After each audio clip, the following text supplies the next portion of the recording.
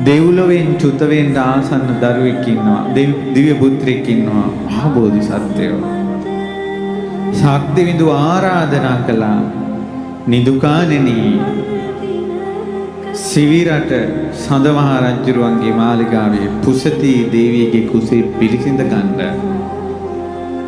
ඒ විමානෙම දෙවරු 60000ක් ඉන්නවා.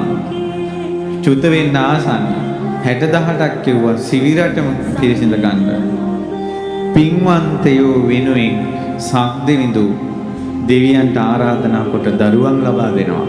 ඒ පුසති දේවියගේ කුසේ ඉපදුනා. අර 60000ක් දිව්‍ය කුමාරවරුත් ඉපදුනා.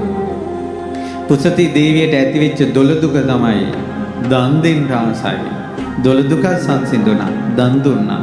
පුසති දේවියට දවසක් කැමැත්තක් ඇති වුණා වීදි සංචාරය කරන්න. මනාව සරසන ලද වීදිවල පුසති දේවිය රාජ පෙරහැරින් යනවා. රජවරුන්ගේ වීදියේ, ඇමතිවරුන්ගේ වීදියේ, බමුණන්ගේ වීදියේ, වෙළඳුන්ගේ වීදියේ යද්දී කුසට අපහසුවක් දැනුණා. ඒ මොහොතේම සරසන ලද මණ්ඩපයේ ඒ වීදියේම රන් කඳක් වගේ දරුවෙක් බිහි වුණා. වෙළඳුන්ගේ වීදියේ බිහි වුණ නිසා මව්පසමිනුත් නෙවෙයි, පියාගේ පැත්තෙනුත් නෙවෙයි, නිකම්ම නමක් ඇති වුණා. වෙළඳුන්ගේ වීදියේ බිහි වුණ නිසා විස්සන්තර කියලා. ඉපදිච්ච ගමන්ම ඇහුවා අම්මා දෙන්න මොකුත් නැද්ද කියලා. මතක තියාගන්න ওই කාරණා. අපගේ ශාස්ත්‍රුන් වහන්සේගේ ජීවිතේ අසිරිය. ඉතින් අතේ තිබ්බා රන් කහවණු පොදියක්. අර පුංචි දරුවගේ අතේ උස්ව ගන්නත් බෑ. ඊට පස්සේ චූටි දර්ශිගිත්තා ළඟ හිටපු කිරියම්මගේ පැත්තට ඒ රන් කහවණු ටික මෙහෙම තල්ලු කරනවා. උපන් සැනින් රන් කහවණු පොදියක් කිරියම්මලාට දන් දුන්නා.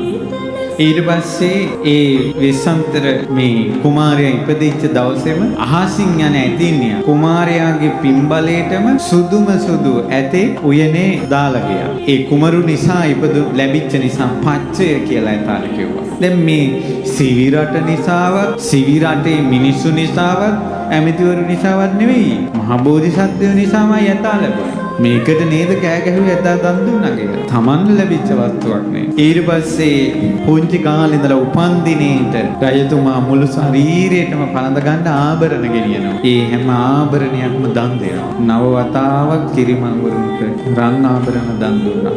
ඇත්ත වශයෙන්ම මේ වගේ දාන සිතක් පහළ කරනකොට ඒ වාගේ සිතක් තුන් ලෝකයේ කිසි කෙනෙක් පහළ කළා නැහැ. මේ ඝනකඩ බොල් මහ පොළොව තොටිල්ලක්සේ බලවන්ත හෙල්ලෙන්න ගත්තා.